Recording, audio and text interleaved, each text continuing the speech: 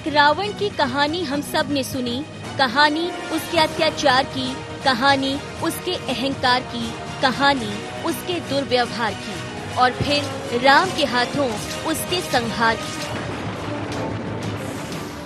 लेकिन आज प्रतीक रूपी रावण जलाने की परंपरा के बावजूद क्या हम कर पाए उस बुराई रूपी रावण का अंत? अगर अपने आसपास होने वाली घटनाओं पर नजर डालें तो पाएंगे कि रावण का स्वरूप घटने की जगह कई गुना बढ़ गया। इस रावण से बचाने कोई लक्ष्मण रेखा काम नहीं आएगी, क्योंकि ये रावण किसी न किसी रूप में हम सब के अंदर है। त्रेता युग में भले एक रावण हो जिसका वध भगवान राम ने कर दिया, लेकिन अब रावण के बदले स्वरूप में शामिल हो गया भ्रष्टाचार, कुपोषण, महंगाई, अशिक्षा, आतंकवाद, बेरोजगारी, गरीबी, जातिवाद, सांप्रदायिकता, अनैतिकता।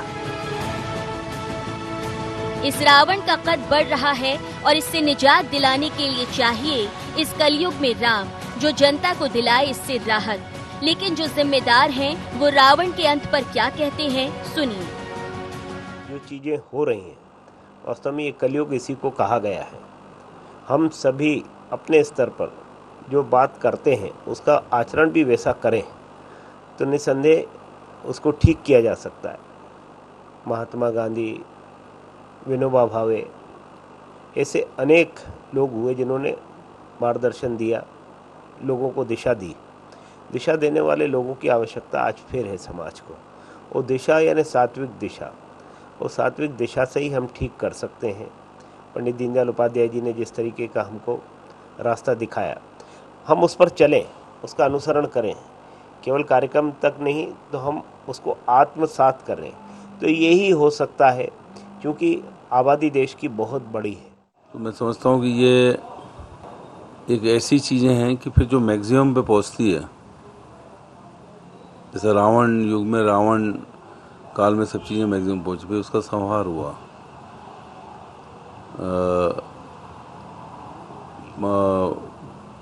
महाभारत काल में भी मैक्सिमम पे पहुंची, टॉप पे, फिर उसका संहार हुआ। फिर चीज़ें बदलती हैं, तो मैं समझता तो ऐसा कुछ ना कुछ उम्मीद कर सकते हैं भविष्य में कि जो मैक्सिमम पे सब चीज़ें पहुंच रही हैं, इनका किसी न किसी तरह संहार होगा। कोई ना कोई आएगा जो संहार करेगा और फिर स्थितियाँ सामान्य हो सकती हैं। वक्त के साथ बदलते समाज को आगे ले जाने और बुराई से बचाने के लिए किसके सहयोग की जरूरत होगी और क्या कहती है इस पर आम जनता, सुनिए। समाज की बुराइयों का दहन करना चाहिए और बुराइयों को हटाना चाहिए, शिक्षा का बढ़ावा देना चाहिए, आतंकवाद को हटाना चाहिए, आतंकवाद का दहन करना चाहिए। समाज को नए तरीकों से सोचना चाहिए। समाज बदल गया है, समय बदल गया है, तो दशहरा मनाने का तरीका भी बदलना चाहिए। रावण गए वो सालों हो गए, अब नए रावण आ रहे हैं, उसको ख़त्म करना चाहिए हमें। अब बेरोजगारी का, अशिक्षा का, ये समझना होगा कि हर साल बुराई पर अच्छाई और असत्य पर सत्य की जीत का पर्व मनाकर क्या हम केवल रस्म अदायगी तो नहीं कर रहे? क्या अपने आसपास होने वाली बुराई के खिलाफ हम आवाज उठाते हैं, या फिर घटना होते देख हम अमानवीय व्यवहार कर केवल वीडियो बनाते हैं? क्या महिलाएं घर में होने वाली हिंसा के खिलाफ आवाज उठाती हैं, या फिर आज भी सामाजिक डर से चुप रह जाती हैं? सत्ता, सरकार, पक्ष विपक्ष, राजनीति से ऊपर उठकर सोचना होगा कि हम कब सामाजिक बुराइयों पर विजय पाएंगे, कब बेटियों को सुरक्षा और युवाओं को रोजगार दे पाएंगे, कब दूर कर पाएंगे कुपोषण और कब जला पाएंगे शिक्षा की अलख, ताकि रोशन हो हमारा देश और सही मायनों में हो रावण का अंत। Bureau report, IND 24।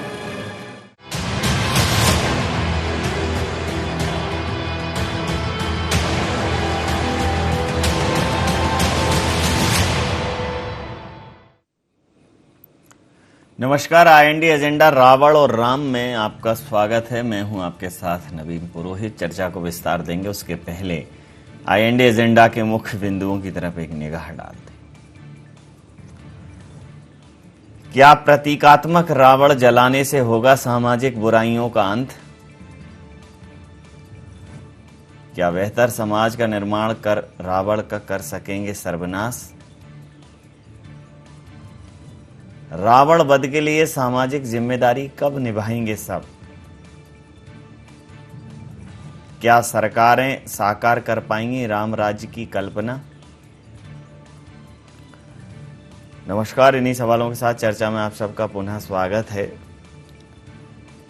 राम राज्य की परिकल्पना हमारे शास्त्रों में, हमारे धर्म ग्रंथों में कुछ ऐसी थी कि एक ऐसा राज्य जहां व्यक्ति को न आर्थिक समस्या हो, न भौतिक समस्या हो, न शारीरिक समस्या हो, किसी प्रकार की कोई व्याधि ना हो, न कोई दैवीय प्रकोप हो, बहुत ही संतुलित, बेहद संतुलित और स्वर्ग के जैसा समाज हो, जहां एक दूसरे के प्रति एक अच्छा नजरिया हो, आपसी सहयोग हो, किसी भी प्रकार का अभाव ना हो, आपस में दुर्भाव ना हो। मानस में तुलसीदास जी ने लिखा है कि दैहिक दैविक भौतिक तापा, राम राज काहुक ना व्याप।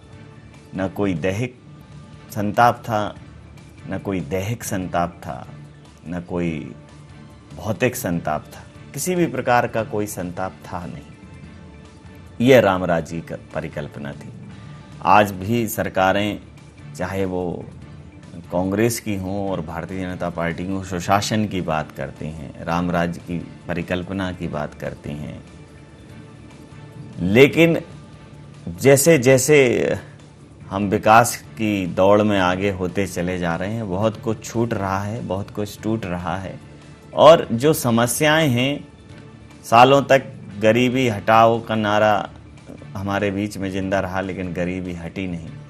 आज भी गरीबी की रेखा के नीचे के जो लोग हैं, वो उसको कौन सी रेखा कहें, ऐसी कैसी वो लक्ष्मण रेखा है जिसको एक बड़ी जनसंख्या पार करके विकास की मुख्य धारा में नहीं आ पा रही है। हम निश्चित रूप से उन्हें 2-5 किलो चावल, शक्कर, गेहूं, आटा देकर खुश होते होंगे, लेकिन क्या ये अपने आप में गंभीर प्रश्न नहीं है? क्या ये एक विकसित और सभ्य समाज के माथे पर बड़ा कलंक नहीं है कि देश की 70% से ज़्यादा आबादी गरीबी की रेखा के नीचे जीवन जीने को मजबूर है?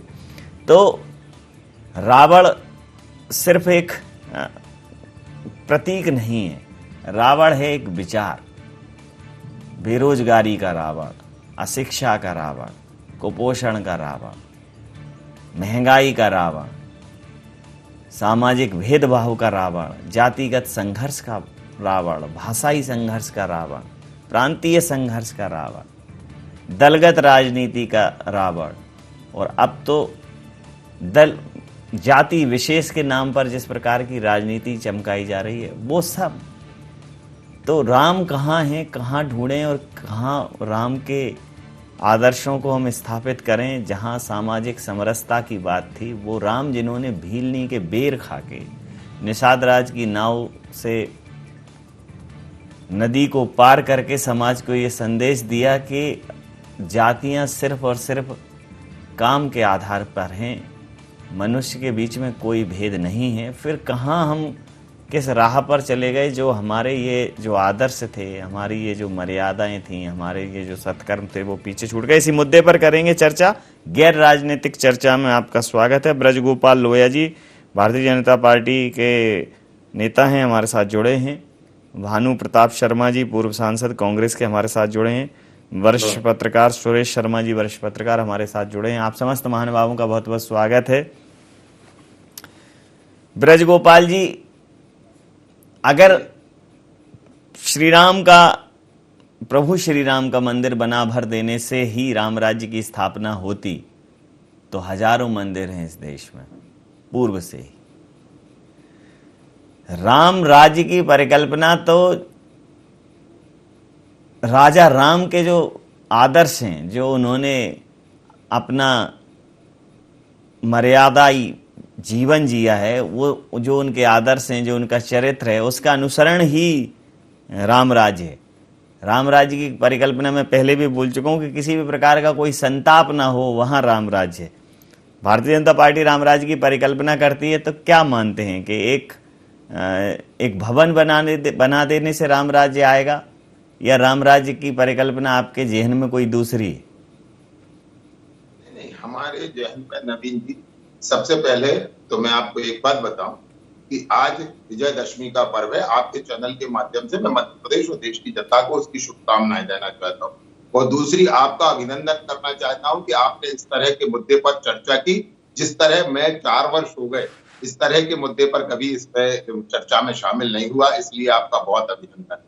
अब राम राज्य की जो परिकल्पना थी, जो आपने अपनी प्रस्तावना में कहा, दैहिक दैविक भौतिकता पर राम राज्य काहू नहीं व्यापा, तो ये जो हमारी परिकल्पना थी, ऐसे राम राज्य की परिकल्पना भारत में की जा सकती है। और किस तरह का राज्य होगा उसको हम केवल इस तरह से समझ सकते हैं कि आज हजारों साल बाद भी हम उस तरह के राज्य की परिकल्पना करते हैं जिसमें एक मंथरा भी क्षमा कर दी जाती है और एक भाई अपने दूसरे भाई के लिए सब कुछ त्यागने तैयार हो जाता है। तो उस राज्य की जो परिकल्पना है, निश्चित वहां तक भारत जैसे देश को पहुंचना चाहिए, क्योंकि भारत के पास वह नैतिक मूल्य है जो राम राज्य को स्थापित करने में सहयोगी हो सकते हैं।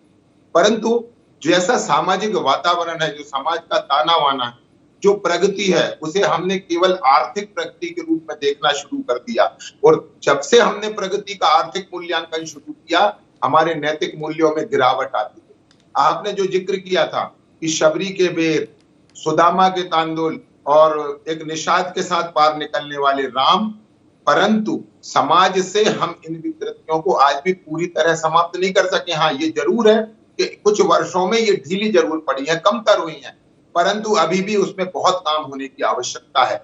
जिस तरह से विघटनकारी शक्तियां सक्रिय हैं, पूरे विश्व में सक्रिय, इन सबसे निपटने की आवश्यकता है।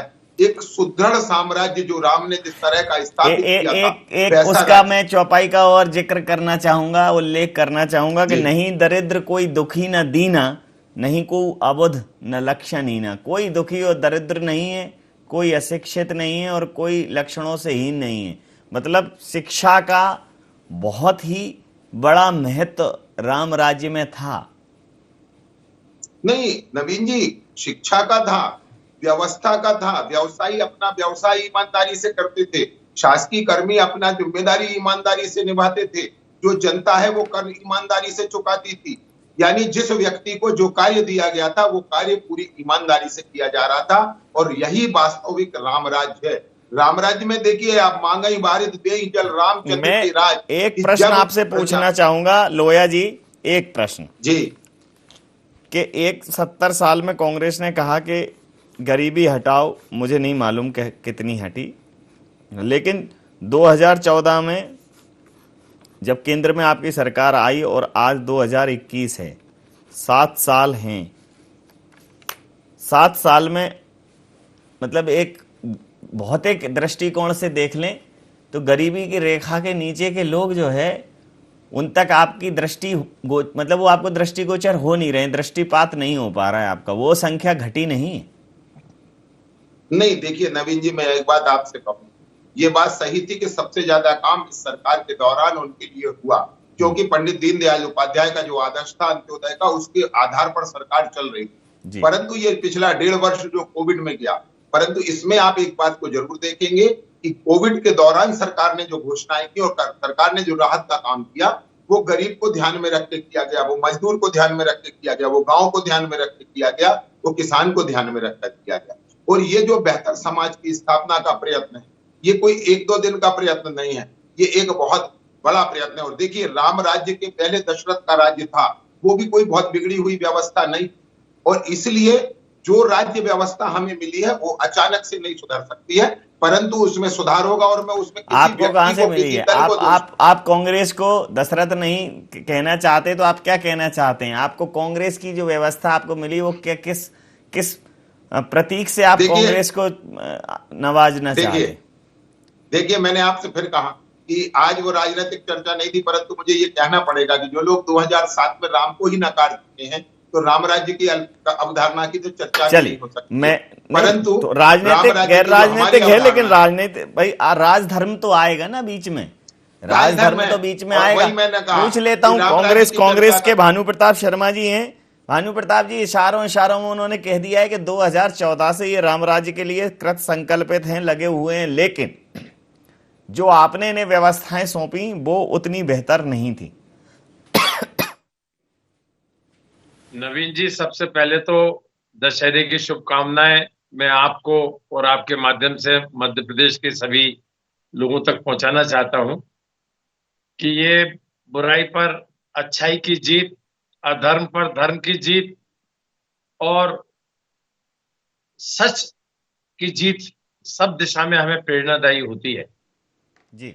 और जैसा हमारे साथी ने कहा कि हमें विरासत में जो मिला उसको हम कैसे ये एकदम से सुधार सकते हैं। आज तो मैं सोच रहा था कि हमारी ये चर्चा बिल्कुल गैर राजनीतिक होगी और आरोप प्रत्यारोप से दूर होगी, क्योंकि भगवान राम जी का संदेश यही है जो अपनी पहली चौपाई में आपने कहा, देहिक देविक भौतिक तापा राम राज्य नहीं काहू व्यापा। जी। और ये भाजपा के लोग, भारतीय जनता पार्टी के नेता भगवान राम का जाप तो करते हैं, परंतु भगवान राम का जो राम राज्य था उसमें क्या व्यवस्थाएं थी, कोई जनता परेशान नहीं थी, किसी भी तरह का दुख दर्द नहीं था, समता का एक वातावरण था, सब नर करही परस्पर प्रीति, चलही स्वधर्म नित शुद्ध नीति। क्या बात। ये इससे बड़ी लाइन क्या हो सकती है? हर व्यक्ति अपने नीति पर चलेगा, हर व्यक्ति अपने धर्म को मानेगा, सब नर करही परस्पर प्रीति। आजकल इतनी बुराई, इतनी एक दूसरे के ऊपर आरोप प्रत्यारोप लगाने का युग शुरू हो गया है कि अब इसकी कुछ परिकल्पना ही बेकार है। माने राजनीति में ये सब सीमाएं तोड़ दी गई हैं जो गोस्वामी तुलसीदास जी ने अपने मानस ग्रंथ में, सामाजिक शास्त्र में, राजनीतिक शास्त्र में, दुनिया का सबसे बढ़िया शास्त्र में जो विवरण लिखा है उसको सबको भारतीय जनता पार्टी और इनके नेताओं ने, इनकी सरकार ने एक तरफ रख दिया। आज महंगाई के रूप में बुराई और ये अहंकार शामिल है। अहंकार के रूप में सरकार में अहंकारी हो गई है, रावण के रूप में अहंकार आज विद्यमान है। किसान की सुनवाई नहीं हो रही, गरीब की सुनवाई नहीं हो रही, कुपोषण आज भी विराजमान है, महंगाई सुरसा की तरह बढ़ती जा रही है, बेरोजगारी बढ़ती जा रही है। कहां का भगवान राम का आपने मंदिर बना दिया, भगवान राम के नाम पर आपने वोट मांग लिए, परंतु उनके चरित्र का, राम राज्य का आचरण तो करो, उसको लागू तो करो। जिसकी वायदा, ठीक है हमसे कोई गलती हुई होगी, हमसे नहीं मिला होगा, दशरथ जी के राज्य में कोई कमी रह गई होगी, परंतु 7 साल में उस कमी को दूर करने का कोई समयबद्ध कार्यक्रम दिया आपने? महंगाई आपने 50 रुपए पेट्रोल डीजल था, 100 रुपया हो गया, पेट्रोल 115 रुपया हो गया, खाद डीजल मिल नहीं रहा है, खाद किसान आपस में सिर फुटौल हो रही है, किसान आपके दरवाजे के नीचे बैठा हुआ है। 1 साल में 700 लोग मर गए। किसान के नेताओं के ऊपर आपने किसान आंदोलन पे कार चढ़ा दी। इतना अहंकार मंत्री के लिए। और ये प्रधानमंत्री नरेंद्र मोदी जी को चाहिए कि यदि किसी में इतना अहंकार आ गया है, रावण का अहंकार जैसे खत्म किया था भगवान राम ने, यदि वो भगवान राम के फॉलोअर हैं, उपासक हैं, तो उस व्यक्ति को खिलाफ तत्काल कार्रवाई करें, उसे मंत्री पद से हटाएं और उसको जेल के अंदर बंद करें। 9-10 लोग मर गए बगैर किसी कारण के। ये जनता का शासन है, लोकतंत्र है, government of the people, for the people, by the people, और आप उसी जनता को कुचल रहे हो। वो भगवान राम के नाम की दुहाई देते हो, भगवान राम के राम राज्य की बात करते हो। आज अपने को यदि दशहरे के अवसर पर ये डिबेट रख रहे हैं तो हमें प्रेरणा लेने की जरूरत है, हमें इस त्योहार के महत्व को समझने की जरूरत है। हम सरकार को भी समझाएं, हमारे नुमाइंदों को भी समझाएं और हमारे समाज में भी हम ये संदेश दें, सब नर करहि परस्पर प्रीति। अरे द्वेष भावना से प्रीति नहीं हो सकती। आप यदि कांग्रेस के नेतृत्व की, कांग्रेस की सरकार की बुराई करोगे तो फिर कहां आप पालन कर रहे हो राम राज्य का? कहां आप शबरी के बेरों का पालन कर रहे हो? कहां भगवान राम के आदर्श मर्यादा पुरुषोत्तम राम को आप अपने फोकस करके अपने हृदय में बसा कर चल रहे हो? ये थोथी बातें ना करें। हम लोग मिलकर, कांग्रेस हो, भारतीय जनता पार्टी है, जो भी राजनीतिक दल हो, एक कटिंग अक्रॉस पार्टी लाइन हमारी मीटिंग ऐसी होनी चाहिए, हमारी बैठक, हमारी गोष्ठी ऐसी होनी चाहिए। समाज की इन बुराइयों को हम कैसे मिलकर एक साथ इनका खत्म कर सकते हैं, ऐसे कौन से कार्यक्रम में कमियां हैं जिन्हें सुधारा जा सकता है, इन पे चर्चा क्यों नहीं हो सकती? पर चर्चा करने को तैयार नहीं है। समझ लेता हूँ, आप समझ लो, मैंने तो सच्चाई आपके सामने रख दी नवीन जी। मैं समझ लेता हूँ, आप दोनों की बात पर अंतिम प्रतिक्रिया समझ ले लेता हूँ बहुत ही अद्भुत, चूंकि विषय बहुत अद्भुत था तो प्रतिक्रियाएं काफी विस्तृत आई और समय कब परिंदों की मानिंद उड़ गया समझ ही नहीं आया। मैं सुरेश शर्मा जी से चाहूंगा। सुरेश जी, आपने इतनी बढ़िया चौपाई से शुरू किया। सुरेश शर्मा जी भी, पंडित जी विराजमान है, वो भी इस बात को समझ रहे हैं। सुरेश जी, राम राज्य की परिकल्पना जो है हर राजनीतिक दल ने की है और गांधी जी का तो वैष्णव जन जो तेने कहिए पीर पराई जाने रे, और धर्म की परिभाषा तो परहित सरेस धर्म नहीं भाई, पर पीड़ा सम नहीं है तो भाई। लेकिन धर्म के नाम पर जिस प्रकार से एक आतंक का माहौल कई धर्मों में है कि आतंक का माहौल पैदा हो रहा है, तो जो सहिष्णुता हमारे धर्म की नींव है वो सहिष्णुता बनी रहे और हमारा धर्म लोगों को प्रभावित करे, लोगों को ये समझ में आए कि ये वो धर्म है, ये धर्म नहीं है, ये जीवन पद्धति है। तो इस जीवन पद्धति के नाम से जो राजनीतिक दल प्रदेश में, देश में अपनी विजय पताका फहरा रहे हैं, उनकी जवाबदेही ज़्यादा है कि वो ऐसे अनुपम और ऐसे उत्कृष्ट उदाहरण प्रस्तुत करें कि लोगों को लगे कि ये है राम राज्य, ये है राम के विचारों पर चलने वाले लोगों का आदर्श, ये है राम के विचारों को अपनाने वाले लोगों का चरित्र। बातें बहुत हो रही हैं, वो पर उपदेश कुशल बहुतेरी की स्थिति में क्या कहें? सबसे पहले तो मैं जो दोनों कांग्रेस के प्रताप भानु शर्मा जी बहुत सीनियर मोस्ट हैं और लोहिया जी भी बड़े प्रवचन की दृष्टि से आज बोला है, तो मैं तो असहज महसूस कर रहा हूं।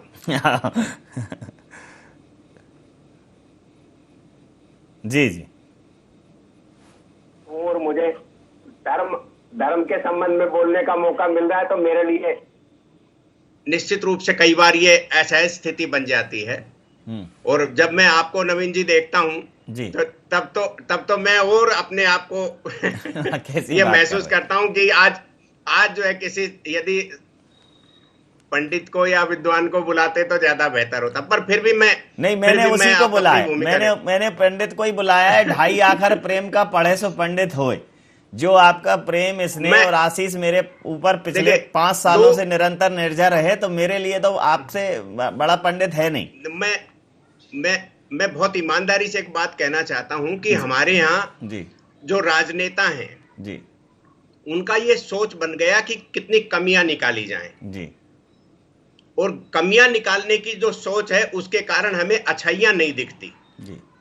और राम राज्य की बात करने वाले प्रत्येक व्यक्ति को इस बात पर विचार करना पड़ेगा कि हम केवल कमियां निकाल करके धोबी बनने की बजाय भगवान राम बनने की कोशिश करें, ताकि जो अपनी पत्नी का त्याग कर सकते हैं, तो ये एक आदर्श स्थापित करने की तरफ जाएं। दूसरी तरफ मैं ये कहना चाहूंगा कि यदि हमारे जहन में ये बात आ जाती है कि अमुक राजनीतिक पार्टी अच्छा कर रही है और मैं बुरा कर रहा हूं, या वो कर रहे हैं वो ऐसा कर रहा हूं, तो मुझे लगता है कि ये सोच जो है वो राम राज्य की कल्पनाओं में से मीन मेघ निकालने की ओर चली जाती है। जी जी। जहां तक रावण और आज का दशहरे का जो दिन है जी, हमारे लिए ये दुर्भाग्यपूर्ण है कि ये एक मनोरंजन का दिन हो गया है। बिल्कुल ठीक कहा। हमारी भीड़ जाकर के खड़ी होती है, रावण को जलते हुए तालियां बजाती है, उसके अंदर आतिशबाजी का प्रदर्शन होता है, और जो मूल संदेश देने वाला खेल होता है वो सारा का सारा हमारा पीछे चला गया। इसलिए जो अच्छा, जहां तक आपने मुद्दा उठाया मैं उससे बिल्कुल सहमत हूं कि यदि हम रावण को प्रतीकात्मक माने, बुराई को प्रतीकात्मक माने, तो जो चीजें इस समय चल रही हैं, जिसमें महंगाई है, आतंकवाद है, सामाजिक विद्वेष, तो इस तरह की चीजों को यदि हम मान करके चलते हैं तो हमें उनके ऊपर गहन मंथन करने की जरूरत है और उसको राजनीतिक पार्टियों की सीमाओं से बाहर निकल करके सोचने की आज आवश्यकता है। हो क्या रहा है कि हम जो 4 काम अच्छे कर रहे हैं उसको हम इतना जो है नीचे गिरा दे रहे हैं, और 2 काम जो खराब दिख रहे हैं उनको। आपने एक टिप्पणी करी, मुझे अजीब सा लगा आज पहली बार कि एक सिख दलित जिसको कांग्रेस मुख्यमंत्री बनाती है, और दूसरी तरफ एक दलित सिख है, वो आज जो है उसको जिस तरीके से हत्या करके सिंधु बॉर्डर पर टांगा गया है, और हम ये कहें कि ये किसान आंदोलन है।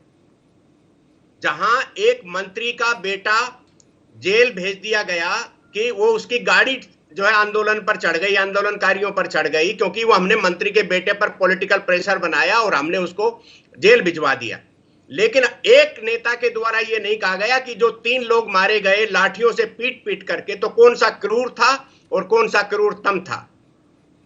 जहां राजनीतिक विद्वेष की बात आती है, वहां यदि ये बयान जारी होने लग जाएं कि ये जो गाड़ी, थार गाड़ी चढ़ी है, ये मंत्री की गाड़ी है, इसलिए मंत्री को इस्तीफा दिलाइए, तो क्या आज छत्तीसगढ़ में जो हुआ है ये कहा जाना चाहिए कि ये भूपेश बघेल के द्वारा कराया गया है, या उसके लिए वो दोषी है, उन्हें त्याग पत्र देना चाहिए। ये राजनीतिक सोच जो हमारी बन गई है कि एक की गलती निकालते हैं और दूसरे अपने राजनीतिक वोट के फेवर में जाकर के बात करते हैं। ये मुझे लग रहा है कि राम राज्य की जो अवधारणा है उसको पूर्ण करने की दिशा में बढ़ने से बाधित हो जाती है। बहुत सही कहा। जहां यदि एक राजनीतिक पार्टी यदि ये कहे कि सारे देश के अमुक अमुक अमुक समाजों की बजाय हम केवल एक उत्थान करना चाहते हैं, तो हमें आपत्तिजनक लगता है। लेकिन एक राजनीतिक पार्टी यदि बार बार ये कहे कि चीन हमारी जमीन पर खड़ा हुआ है, चीन हमारी जमीन पर, चीन तो हमारी जमीन पर सदैव खड़ा रहेगा, क्योंकि 45,000 किलोमीटर जमीन जो है हमने 1962 के युद्ध में दे दी थी। वो जहां खड़ा होगा वो हमारी जमीन है। जो है हमारे मानसरोवर और सारे जो है वो हमारे हैं। उन क्षेत्रों के अंदर आया हुआ हमारा खड़ा हुआ चीन जो है वो हमारी जमीन में खड़ा हुआ है। इसलिए हम लद्दाख के पास के 2 किलोमीटर जमीन की चिंता छोड़ करके 45,000 किलोमीटर की चिंता करें। तो आज हमारी जो अवधारणा है, उस अवधारणा को राम राज्य की अवधारणा की तरफ ले जाने ही नहीं दिया जा रहा है, क्योंकि हमारी जो मानसिकता राजनीतिक रूप से हो गई है वो केवल वोट प्राप्ति से मुंड और मुंड से सत्ता की तरफ चली गई है। इसलिए जहां तक राम राज्य की कल्पना का प्रश्न है, अपनी अपनी व्याख्या हो गई और अपनी अपनी व्याख्या का परिणाम ये हो गया कि हम जो है एक कमियां निकाल करके खड़े हो जाते हैं। इस अद्भुत चर्चा के हम बिल्कुल अंतिम चरण में पहुंच गए हैं, और कब मैंने फिर कहा कि कब समय निकल गया मुझे मालूम ही नहीं चला, और राम और रावण के बीच में अभी भी संदेह का झूला झूल रहा है, और हम कहाँ किसकी तरफ हम ज़्यादा तिरोहित हो रहे हैं, किसकी तरफ हम ज़्यादा जा रहे हैं, ये हमें अंतर्मन से सोचना पड़ेगा। आप समस्त महानुभावों का बहुत बहुत धन्यवाद, बहुत बहुत आभार।